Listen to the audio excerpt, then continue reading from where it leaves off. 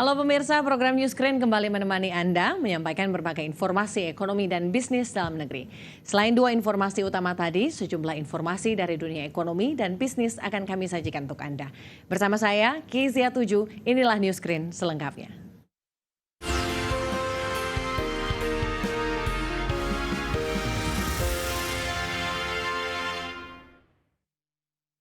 Ya pemirsa, kita awali dengan informasi pertama. Pemerintah memastikan akan mendorong peningkatan investasi di KN. Pemerintah akan memberikan kepastian hukum atas skema kerjasama pemerintah dan badan usaha yang diharapkan mampu mencapai 54% dari total pendanaan IKN. Pemerintah terus bergerak cepat dalam mengawal realisasi minat investasi IKN yang diklaim telah mencapai ratusan letter of intent hingga MOU.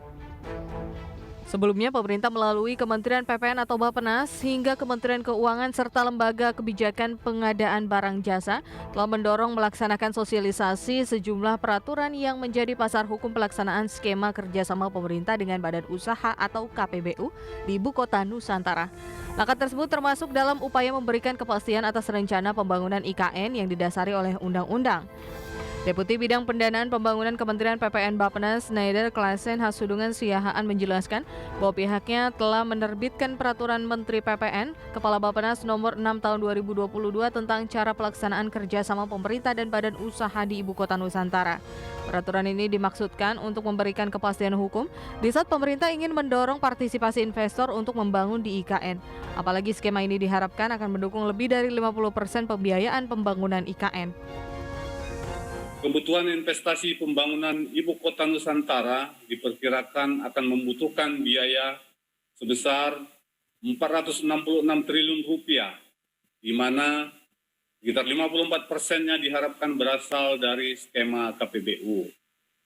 Sebagai upaya dalam mencapai target tersebut dan menjalankan amanat dari undang-undang dan peraturan yang kami sebutkan di atas, maka Kementerian PPN Bappenas menerbitkan Peraturan Menteri PPN Kepala Bappenas Nomor 6 Tahun 2022 tentang tata cara pelaksanaan kerjasama pemerintah dan badan usaha di Ibu Kota Nusantara.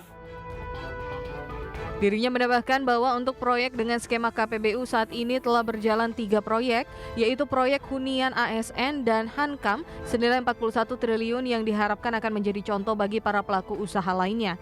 Skema KPBU ini menjadi bagian dari rencana pendanaan IKN yang sekitar 80% akan berasal dari investasi swasta. Sedangkan kawasan inti pusat pemerintahan tetap akan dibangun dengan anggaran pendapatan dan belanja negara atau APBN. Dari Jakarta, Raharjo Patmo, IDX Channel.